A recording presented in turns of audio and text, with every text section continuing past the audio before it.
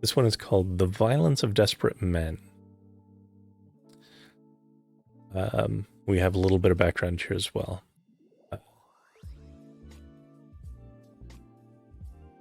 December 17th, 1958, King and other MIA leaders meet with the white representatives in unsuccessful attempt to resolve bus dispute.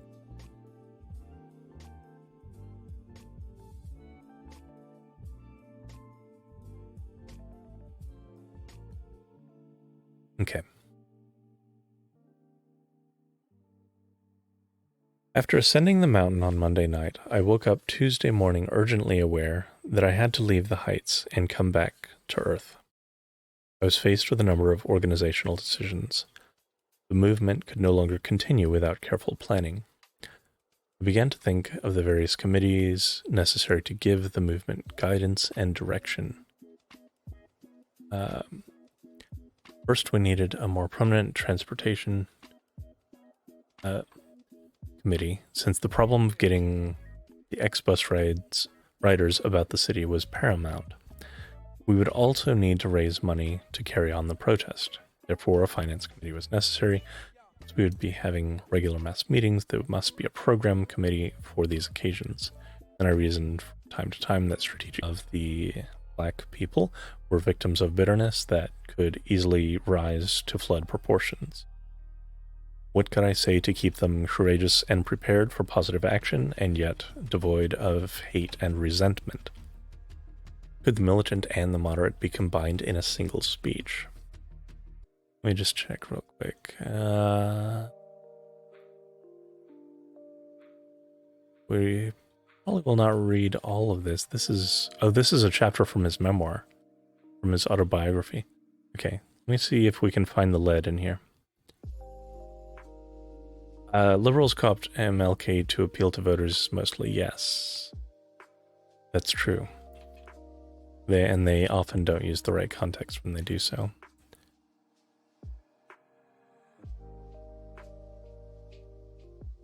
Okay. Allegedly preventing a woman from getting on a bus. Reverend Matthew read the resolutions that he, King, and others on the resolution committee had drafted. The assembly voted overwhelmingly in favor, resolving to refrain from riding buses until some arrangement had been worked out with the bus company. King appealed for funds, then left to speak at a YMCA Fathers and Sons banquet. So that's the background.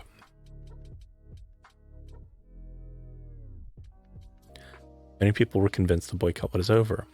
It was soon clear that this announcement was a calculated design to get black people back on the buses Sunday morning. The city commission felt certain that once a sizable number of black people began riding the buses, the boycott would end. I began to wonder whether any of my associates had betrayed me and made an arrangement in my absence, or agreement in my absence. I needed to find out if a group of black ministers had actually met with the city commission. After about an hour of calling here and there, we were able to identify the three prominent black ministers. They were neither prominent nor were they members of the MIA. It was now about 11 o'clock, so this is basically the city commission lying. I'm pausing here because this is...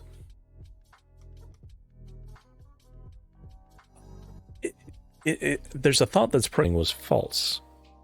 I asked one group to call all the black ministers of the city and urged them to announce in church Sunday morning that the protest was still on a bus situation in Montgomery. We are here because we are determined to get the situation corrected. The situation is not at all new of most of Montgomery's night spots.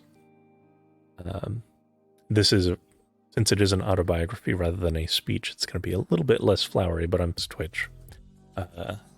And so many other areas have been inflicted with the paralysis of crippling fears on buses in our community, so well that the next day the buses were empty as usual.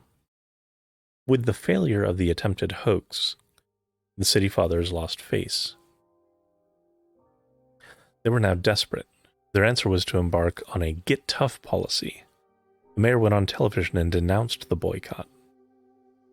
The vast majority of So this is also an important little microcosm of history that doesn't really get talked about too much either. It wasn't like Rosa Parks had her incident and then everybody said, oh, in this instance, it's about the bus situation. But in 2020, what happened? George Floyd had a cop sit on him and crush his neck for 9 minutes. And as we're going to see also, state violence. And really, really ratchet up pressure for a protracted period of time before anything happened. People were not on board with correcting this injustice right at the inception, as is often taught. Anyway.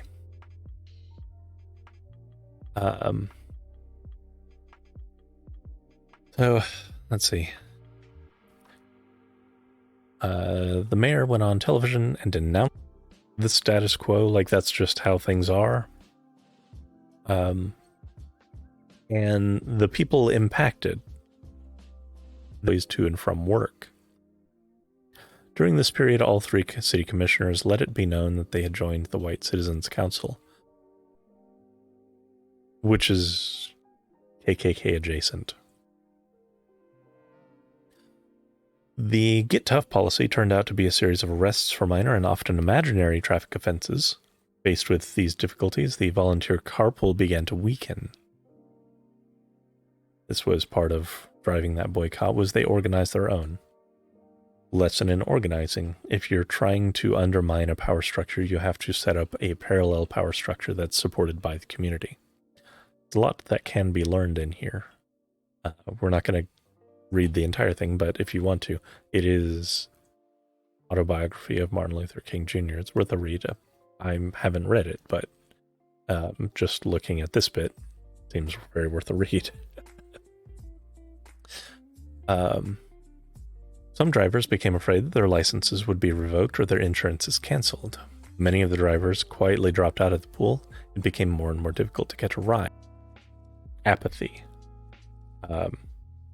Names of victims of the status quo getting outs about the ability of the black community to continue the struggle.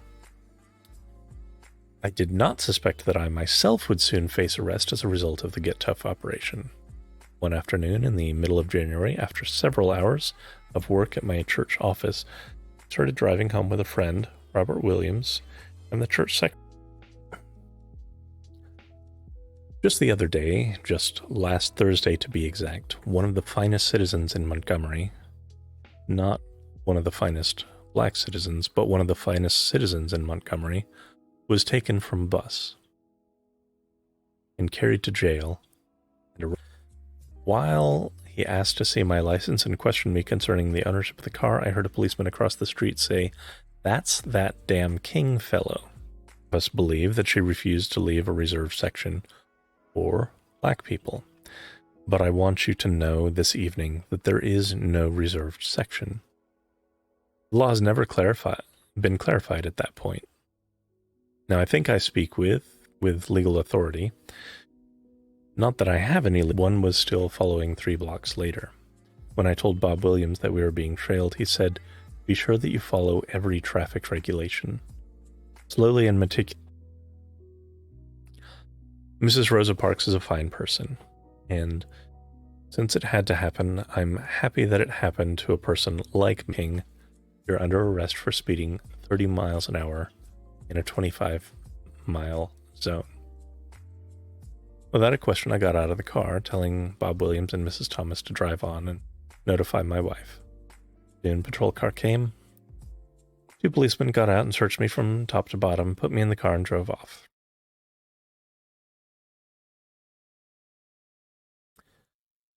As we drove off, presumably to the city jail, a feeling of panic began to come over me.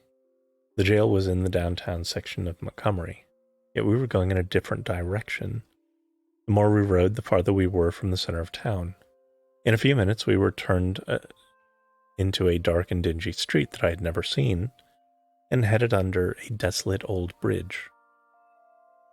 By this time, I was convinced that these men were carrying me to some faraway spot to dump me off. But this couldn't be, I said to myself. These men are officers of the law or something, or is unjustly arrested.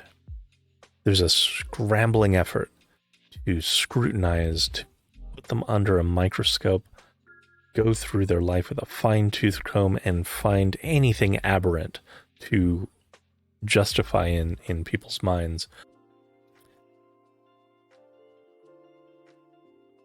By this time, we were passing under the bridge. I was sure now that I was going to meet my fateful hour on the other side. But as I looked up, I noticed the glaring light in the distance, and soon I saw the words Montgomery City Jail.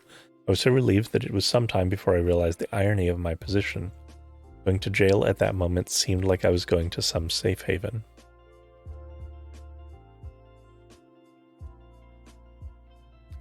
This is a really interesting paragraph to me because, I mean, it's interesting in a tragic way. Because from the accounts of several black individuals, that is a very visceral and gut reaction to encounters with police, where there is a very justified, chilling fear for their lives, just engaging with police, that if they happen to just be arrested, it's a blessing.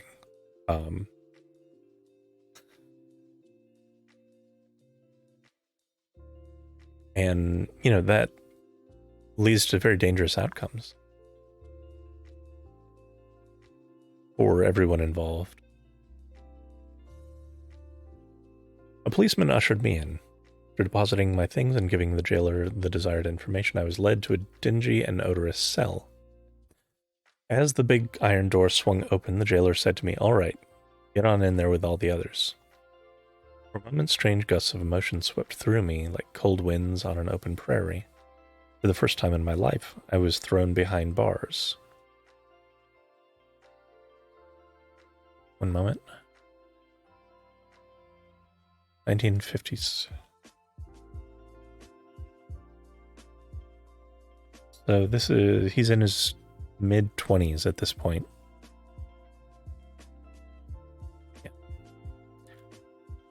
As I entered the crowded cell, I recognized two acquaintances, one a teacher who had also been arrested on pretexts connected with the protest. In the democracy of the jail, they were packed together with vagrants and drunks and serious lawbreakers. But democracy did not go so far as to break the rules of segregation. Here, whites and black people languished in separate enclosures. When I began to look around, I was so appalled at the conditions I saw that I soon forgot my own predicament. I saw men lying on hardwood slats, others resting on cots with torn-up mattresses. The toilet was in one corner of the cell without a semblance of an enclosure. I said to myself, no matter what that these men had done, they shouldn't be treated like this. Communistic nation, we couldn't do this. If we were dropped in the dungeon of a totalitarian regime, we couldn't do this. With the great glory of a man after another began talking to me about his reason for being in jail and asking if I could help him out. I turned to the group and said, "Fellows, before I can assist any of you out, I've got paired in our actions with the Ku Klux Klan or with the White Citizens Council." And we're reading through a particular segment of Chapter 8 of the autobiography of Martin Luther King Jr. Shortly after, the jailer came to get me. As I left the cell, wondering where he was going to take me, one of the men called after me because of our desire to see right exist. "My friends, I want it to be known that we're going to work with grim and bold determination to gain justice on the buses." They ordered me to be seated and began rubbing my fingers on an ink pad. I was about to be fingerprinted like a criminal. By this time, the news of my arrest had spread over Montgomery, and a number of people had headed for the city jail. The first to arrive was my good friend Ralph Abernathy. He immediately sought to sign my bond, but The officials told him that he had to bring a certified statement from the court asserting that he owned sufficient property to sign a bond. Ralph tried and squash protest. Very much aimed at not meaning until tomorrow morning. Good. Hope you enjoy, Kevin. Ralph then asked if he could see me. The jailer replied, "No, you can't see him until 10 o'clock tomorrow." "Well, is it possible," said Abernethy, "to pay a cash bond?" The jailer reluctantly answered yes, and Ralph rushed to call someone who could produce the cash. Meanwhile, a number of people had assembled in front of the jail. Soon the crowd had become so large that the jailer began to panic. Rushing into the fingerprinting room, he said, "King, you can go now." And before I could get half my coat on, he was ushering me out, releasing me, released on my own bond. Guess they didn't want to deal with a growing protest there. As I walked out and noticed the host of friends and well-wishers, I regained the courage that I had temporarily lost. I knew that I did not stand alone. After a brief statement to the crowd, I was driven home. My wife greeted me with a kiss. Many members of my church were waiting anxiously to hear the outcome. Her words of encouragement gave me further assurance that I was not alone. From that night on, my commitment to the struggle for freedom was stronger than ever before. Before retiring, I talked with Coretta, and as usual, she gave me the reassurance that can only come from one as close to you as your own heartbeat. Yes, the night of injustice was what we are doing. If we are wrong, the Supreme Court of this nation is wrong. If we are wrong, the Constitution. So, this is a long chapter, but I wanted to grab kind of this bit of lead out of the story and examine it. And there's a fair bit here. First of all, like I mentioned, the storybook version of this whole thing is Rosa Parks had her incident. Martin Luther King raised awareness about it, and by sundown, everything got sorted out and everyone was happily riding on the bus together. In reality, we see state subterfuge, state violence, manufactured arrests, etc., utilized to intimidate, to try and break the livelihoods and spirits of those fighting just for the right to Christian teaching to be truth. Then their cause is aligned with Christian teaching. There was a very concerted and protracted effort to resist change here. The humanitarian changes that they are seeking to see done, you are in opposition with your intention with God. Supporting through bail and such those who get arrested, whether it be in a protest movement or part of a boycott or what have you, because the state can and will wield whatever tools it can to crush such movement. The court itself saying, invoking those as he's saying the autobiography of Martin Luther King Jr. Certainly worth a read.